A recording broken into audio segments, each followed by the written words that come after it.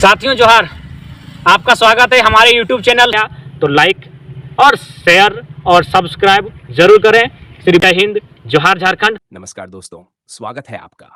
राम महतो के अनुरोध पर हमारे चैनल को भी थोड़ा प्यार जरूर दीजिए। आज के इस इंटरव्यू में देखिए कैसे लंबोदर महतो ने जमकर की जयराम महतो की तारीफ। पूरी बात जानने के लिए वीडियो जरूर देखें। ये झारखंड को मणिपुर बनाने का काम नहीं करे। उनका हक अधिकार है, अपनी लड़ाई लड़े ना संवैधानिक तरीके से। कुर्मी अपना लड़ाई संवैधानिक तरीके से लड़ रहा है। विनोद बाबू कभी कुर्मी का एसटी डिमांड के लिए लड़ाई लड़े ही नहीं थे, आंदोलन किए ही नहीं थे, क्या यथार्थ है? 1987 का सम्मेलन में विनोद बाबू ने साथ दिया, झामुमो ने साथ दिया। उनका समर्थन आजसू पार्टी और जेलकेम पार्टी का मिला, तो क्या ये दोनों का आपसी तालमेल भविष्य में भी दिखेगा? कुर्मी समाज किसी का बंधुआ मजदूर नहीं है कि हम खाली वोटे देने के लिए पैदा हुए हैं। और कुर्मी समाज जेल जाने से नहीं डरती है, FIR से नहीं डरती है। समाज के जो सोशल मीडिया के जो साथी हैं वो जेल से नहीं डरते हैं। को आदिवासियों के द्वारा एक बड़ा सभा बुलाया जा रहा है जो सिर्फ केंद्रित होगा कुर्मी के विरोध में कि कुर्मी को एसटी का दर्जा ना दिया जाए। तो इस प्रकार से आदिवासियों के द्वारा आपको हेट मिल रहा है, नफरत मिल रहा है, फिर आगे जाकर के कैसे कुर्मी का आंदोलन करेंगे? कोई तिथि तय नहीं हुआ है कि वार्ता कहाँ होगी, कौन करेगा, कब होगा, किनकी अध्यक्षता में होगी। लोगों को, निर्दोष लोगों को प्राथमिकी करके जेल में डाल दिया। और अब उनके पीड़ित से मिलने जाना, उनके पीड़ित लोगों से मिलना, उनको न्याय दिलाना, उनके न्याय को, उनको जेल से बाहर निकालने के लिए न्याय की लड़ाई लड़ना, ये सारे संवैधानिक कृत हैं। और ऐसे संवैधानिक कृत पर पश्चिम बंगाल सरकार और पश्चिम बंगाल सरकार की प्रशासन अगर इस तरह का संवैधानिक कामों पर अड़चन। इस वक्त हमारे साथ में गोमिया के पूर्व विधायक डॉक्टर लंबोदर महतो है। इन्होंने कुर्मी आंदोलन को जो रेल टेका किया गया था उसका अगुवाई किया था अपने पार्टी की तरफ से, और उसके बाद में क्या रिएक्शन आया, सरकार की तरफ से क्या जवाब आया, नहीं जवाब आया, उन पर बात करेंगे। और साथ में जब ये लोग आंदोलन किए तो बहुत सारे केस मुकदमा हुआ और बहुत सारे लोगों का समर्थन नहीं भी मिला, तो तमाम मुद्दों पर इनसे बात करेंगे। सर, 20 तारीख को जो रेल टेका था उसमें क्या रिजल्ट निकल करके सामने आया? देखिए, रिजल्ट इसका यही है कि पूरा कुर्मी समुदाय के लोग एकजुट होकर, चाहे वो पश्चिम बंगाल, उड़ीसा और झारखंड के कुर्मी समुदाय के लोग, जिनका मूल रूप से आज विगत 75 वर्षों से लड़ाई चल रहा है, जिस मांग को लेकर 75 वर्षों से आंदोलन कर रहे हैं कि कुर्मी समुदाय को फिर से अनुसूचित जनजाति की सूची में शामिल करो।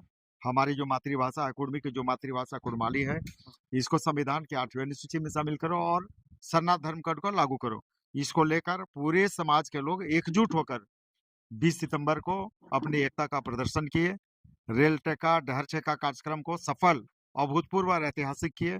तो उसके लिए मैं सबसे पहले समाज के सभी साथियों का, सभी माताओं का, सभी बहनों का और विभिन्न राजनीतिक दलों का जिन्होंने इस आंदोलन को साथ दिया, या वैसे माननीय सांसद, विधायक, पूर्व सांसद जो इस आंदोलन में साथ दिए, खड़ा रहे, उन सभी लोगों का भी मैं आभार प्रकट करता हूँ।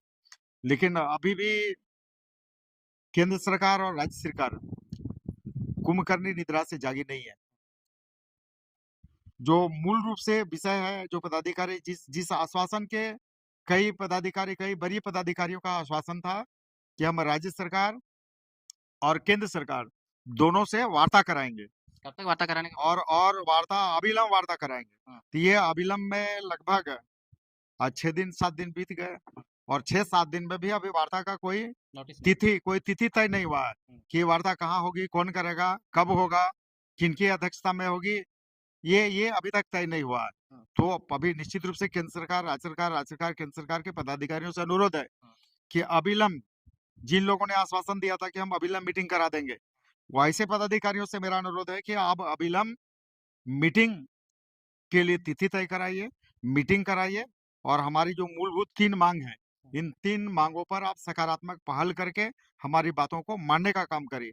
अन्यथा आगे आने वाले दिनों में इसे भी बड़ा आंदोलन हम लोग करेंगे। जी। लेकिन जब आंदोलन हुआ तो कई लोगों का समर्थन मिला, कई विधायक मंत्रियों का समर्थन नहीं मिला। जिन विधायक मंत्रियों के द्वारा समर्थन नहीं दिया गया, जब उनके बारे में फेसबुक में या सोशल मीडिया में चलाया गया, एक मुहिम चलाया गया, तो उन लोगों पर ही केस कर दिया गया। मीडिया चैनल्स हो या यूट्यूबर्स पे केस कर दिया गया। उसको कैसे देखते हैं? देखिए, निश्चित रूप से सोशल मीडिया के जो साथी हैं या मीडिया के जो साथी हैं, ये तो लोकतंत्र के चौथे स्तंभ के रूप में है। और लोकतंत्र के चौथे स्तंभ के रूप में किन्हीं को भी अपने अभिव्यक्ति की आजादी है, अपनी बात निश्चित रूप से रख सकते हैं। अगर कोई विरोध है, कोई आंदोलन है, अगर कोई मांग है, तो निश्चित रूप से इन सारी चीजों को विरोध जताने का संवैधानिक अधिकार है। और कोई मीडिया और सोशल मीडिया के साथी अगर ऐसा कर रहे हैं, और एक तो चोरी, ऊपर से चुना चोरी, एक तो समाज के आंदोलन में भाग नहीं लेना, और दूसरा समाज के आंदोलन में भाग लेने वाले जो लोग हैं उन पे प्राथमिकी दर्ज कराना, ये बिल्कुल लोकतंत्र के चौथे स्तंभ पर पर हमला है, सीधे सीधे उस पर हमला है। हम लोग ऐसे कृत्य का निंदा करते हैं। और आप बात करिएगा तो राज्य सरकार और प्रशासन, जिला प्रशासन का भी बात करें, अभी कई जगह से सूचना आ रहा है कि कई जगह पर प्राथमिकी हुआ, सुदेश महतो जी परमुरी में प्राथमिकी हुआ, हरेलाल महतो पर चांडिल में प्राथमिकी की सूचना हो रही है। यहाँ पर बंगाल में कुर्मी समुदाय के 51 लोगों को न सिर्फ प्राथमिकी की गई बल्कि इन सभी लोगों को जेल में ठूस दिया गया है। तो इस तरह से सरकार का जो प्रशासन का जो तानाशाही रवैया है, निश्चित रूप से ये एक घिनौना युक्त कार्रवाई है। इसकी हम लोग घोर निंदा करते हैं और कुर्मी समाज प्राथमिकी या जेल जाने से नहीं डरती है, एफआईआर से नहीं डरती है। समाज के जो सोशल मीडिया के जो साथी हैं, वो जेल से नहीं डरते हैं। प्राथमिकी हुई है, हम लोग कानूनी रूप से लड़ेंगे और इस लड़ाई को कोर्ट कचहरी जहां जाना पड़ेगा, सुप्रीम कोर्ट तक हम लोग इस लड़ाई को लड़ेंगे। लेकिन समाज के जो लोग हैं जिन पर प्राथमिकी की गई है, निश्चित रूप से इस लड़ाई में हम लोग उनके साथ खड़ा रहेंगे और इस लड़ाई को उनको न्याय दिलाने तक हम लोग इस लड़ाई को लड़ेंगे। लेकिन जब आप झारखंड में आंदोलन करते हैं तो झारखंड सरकार का तो साथ नहीं मिलता है। बंगाल में भी जब आप वैसे लोगों से मिलने जाते हैं जो चोटिल होते हैं, जिन पर एफआईआर होता है, वैसे लोगों से मिलने जाते हैं तो आपको रोक दिया जाता है। आप झारखंड के एक प्रेस्टीज बड़े नेता के तौर पे आप गिने जाते हैं और आपको बंगाल में रोक दिया जाता है। हॉट डिस्कशन भी हो जाता है पुलिस के साथ में। इसको कैसे देखते हैं? देखिए, जितनी भी बातें हैं बिल्कुल गैर कानूनी है, असंवैधानिक है, अलोकतांत्रिक है। चूंकि आप जान रहे थे कि 20 सितंबर को 51 कुर्मी समुदाय के लोग कुटशिला और उसके अगल बगल के लोगों को, निर्दोष लोगों को प्राथमिकी करके जेल में डाल दिए। और अब उनके पीड़ित से मिलने जाना, उनके पीड़ित लोगों से मिलना, उनको न्याय दिलाना, उनके न्याय को, उनको जेल से बाहर निकालने के लिए न्याय की लड़ाई लड़ना, ये सारे संवैधानिक कृत है। और ऐसे संवैधानिक कृत पर पश्चिम बंगाल सरकार और पश्चिम बंगाल सरकार की प्रशासन अगर इस तरह का संवैधानिक कामों पर अड़चन डालते हैं, एक तो गैर कानूनी तरीके से लोगों को उठा के जबरदस्ती जेल में डाल दिया, लाठीचार्ज भी हुआ, जबरदस्ती गाली गलौज, बिल्कुल ही गैर कानूनी तरीके से लोगों को निर्दोष लोगों को उठा के जेल में डाल दिया। और दूसरा, ऊपर से सीना चोरी, एक चोरी भी, दूसरे से सीना चोरी भी। अगर हम लोग मिलने जा रहे हैं, उनको कानूनी सहायता पहुंचाने जा रहे हैं, तो पहुंचाने के लिए भी उसमें नहीं जाने देना है, रोक देना है। जबकि उसी दिन 1994 में 4 झारखंड आंदोलनकारी कोटशिला में मारे गए थे। उसी दिन उनका शहादत दिवस भी था, उन्हें श्रद्धांजलि अर्पित करना भी था। और ऐसे झारखंड आंदोलनकारी जो झारखंड आंदोलन के क्रम में 4 जो शहीद हुए थे, उनको श्रद्धांजलि देने से पश्चिम बंगाल सरकार को और वहां के पदाधिकारी और प्रशासन को रोकना बिल्कुल ही असंवैधानिक है और ऐसे कृत्यों का हम लोग घोर निंदा करते हैं। निश्चित रूप से आगे भी जो समाज के लोग हैं जिन पर कार्रवाई हुई है, निश्चित रूप से हम लोग उनको न्यायिक सहयोग करेंगे। रामगढ़ विधानसभा आजसू का गढ़ माना जाता है, रहा है आजसू का गढ़। और वैसे ही क्षेत्र में आकर के आदिवासी समुदाय के लोग कुर्मियों का विरोध करते हैं और कुर्मी के जो सांसद है, सीपी चौधरी है, तिवारी महतो है, उन पर अभद्र टिप्पणी करना और तरह-तरह का गैर कानूनी बात करना और कुर्मियों का विरोध करना, इसको कैसे देखते हैं? देखिए, आप आए दिन देखोगे कि जितना भी आदिवासियों का, जो भी आदिवासियों का आंदोलन है, हर आदिवासियों के आंदोलन में कुर्मी जातियों के लोगों का कभी भी आप देखेंगे कि हम कभी उनके आंदोलन में किसी प्रकार का कोई बाधा नहीं बने। हम लोग किसी आदिवासी नेता के प्रति, कोई भी कुर्मी समाज का कोई व्यक्ति या कोई नेता, कोई अभद्र टिप्पणी नहीं कही है, कोई असंसदीय टिप्पणी नहीं की है, किसी पर अभद्र भाषा का प्रयोग नहीं किए। और निश्चित रूप से हम लोग आदिवासियों का सम्मान करते हैं, आदिवासियों की लड़ाई का हम समर्थन करते हैं। लेकिन कुर्मी समाज के जो आंदोलन है एसटी में शामिल करने का, इसका भी आदिवासी समाज को समर्थन करना चाहिए। और ऐसा नहीं है कि ये डॉक्टर रामदयाल मुंडा, शिबू सोरेन, यहाँ के हेमंत सोरेन ने भी मेरे इस आंदोलन को साथ दिया, लिखित है। रघुवर दास जी के समय आप देखें, वर्तमान समय में भी वो तो झारखंड मुक्ति मोर्चा के मुख्यमंत्री है और झारखंड मुख्यमंत्री के राजनीतिक प्रस्ताव में है कि हम कुर्मी को आदिवासी में शामिल करने में सहयोग करेंगे, शामिल कराएंगे। तो अपना जो राजनीतिक प्रस्ताव, उसी राजनीतिक प्रस्ताव पर झारखंड मुक्ति मोर्चा, हेमंत जी और उनके नेता काम करे। और कुर्मियों का जो मांग है, ये तो बिल्कुल जस्टिफाइड है, बिल्कुल जायज मांग है, न्यायोचित। हम तो न्यायोचित मांग को लेकर आंदोलन करें और आंदोलन करना अपने मांग को लेकर, ये हमारा संवैधानिक अधिकार है। हम संवैधानिक तरीके से अपनी लड़ाई लड़ रहे हैं। ऐसे स्थिति में आदिवासी समाज को विरोध करना, कुर्मी समाज के नेताओं पर अभद्र टिप्पणी करना, असंसदीय बात करना, गाली गलौज करना, ये कतई उचित नहीं है। हम लोग ऐसे कृत्यों का निंदा करते हैं और निश्चित रूप से समाज ऐसे विषयों पर ध्यान रखेंगे। और अगर विधि विरुद्ध काम हुआ है तो निश्चित रूप से कानूनी लड़ाई लड़ेंगे और कानूनी कार्रवाई भी हम लोग करने की दिशा में आगे बढ़ेंगे। आदिवासियों के द्वारा एक बड़ा सभा बुलाया जा रहा है जो सिर्फ केंद्रित होगा कुर्मी के विरोध में कि कुर्मी को एसटी का दर्जा ना दिया जाए। तो इस प्रकार से आदिवासियों के द्वारा आपको हेट मिल रहा है, नफरत मिल रहा है, फिर आगे जाकर के कैसे कुर्मी का आंदोलन करेंगे आप लोग? देखिए, तो बोले कि पूरे झारखंड में चाहे वो कोई जाति का व्यक्ति हो, कोई धर्म का हो, कोई संप्रदाय का हो, हर व्यक्ति को, हर संप्रदाय को, हर समुदाय को अपना हक अधिकार की लड़ाई संवैधानिक तरीके से लड़ने का अधिकार है। ठीक है, वो अपना मीटिंग कर रहा है, करें, उनको आंदोलन करना है, करें, लेकिन ऐसा थोड़ा है कि वो अपना मीटिंग और आंदोलन कर रहे हैं, सभा कर रहे हैं, जनसम्मेलन कर रहे हैं, तो कुर्मी नहीं करेंगे। निश्चित रूप से अगर वो 5 अक्टूबर को अपना आंदोलन कर रही है, कार्यक्रम कर रही है, कुर्मी समाज के लोग भी करेंगे।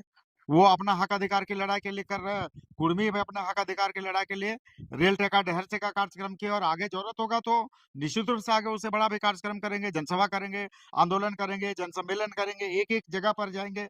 वो अपना हक अधिकार की लड़ाई लड़ें, लेकिन कुर्मी समाज भी अपने हक अधिकार की लड़ाई लड़ेगी। वो अपने-अपना तरीके से लड़ें, हम अपना-अपने कानूनी तरीके से, अपना संवैधानिक तरीके से अपना लड़ाई लड़ें।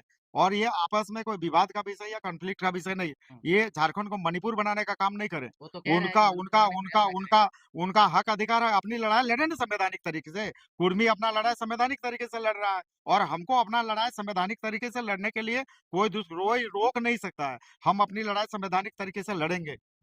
जो एक रामगढ़ का जो कार्यक्रम हुआ उसमें कोई लड़का अभद्र कुर्मी समाज को माँ बहन को लेकर के गाली देते हुए दिख रहा था। वो लड़का कल आकर के माफी मांग रहा था। तो क्या लगता है कि आदिवासी समाज के द्वारा जो गलती कृत्य किया जा रहा है वो इन लोग को समझ में आ रहा है, माफी मांग रहे हैं? देखिए, अगर कोई आता है, अपनी गलती स्वीकार करता है, माफ़ी माँगता है, तो निश्चित रूप से अ, उस पर विचार किया जाना चाहिए।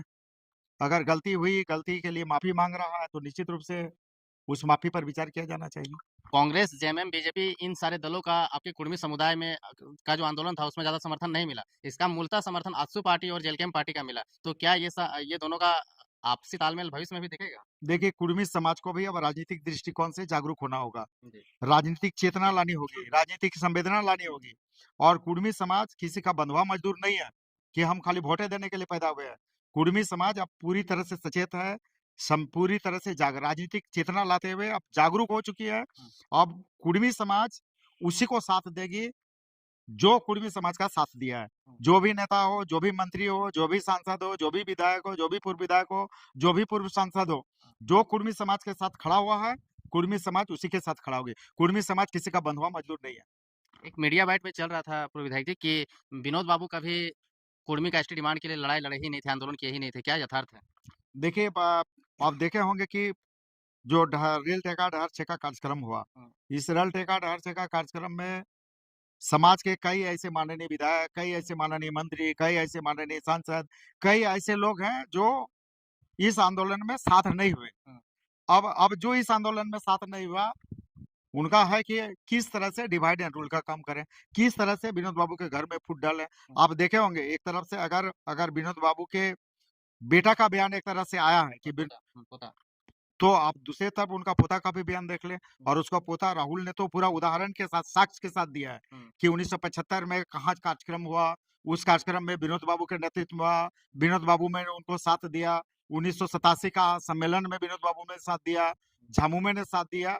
तो इस तरह से ये अनर्गल बात है, तथ्य बात है कि विनोद बाबू कुर्मी समाज के अगुवा नेता थे, झारखंड के अगुवा नेता थे, झारखंड आंदोलनकारी थे, झारखंड राज्य निर्माण के पितामह थे। और विनोद बाबू पर इस तरह का ओछी टिप्पणी करना, छोटी बातें करना बिल्कुल उचित नहीं है।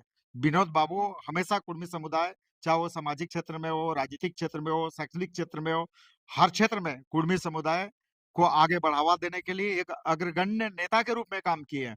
और जहाँ तक एसटी की मांग को लेके है, तो ये तो एक नहीं हजारों प्रमाण है, जिसमें विनोद बाबू ने कुर्मी को एसटी में शामिल करने के इस आंदोलन को कई मोर्चे पर लड़ा है। और इस तरह का विनोद बाबू के प्रति बात करना बिल्कुल उचित नहीं है।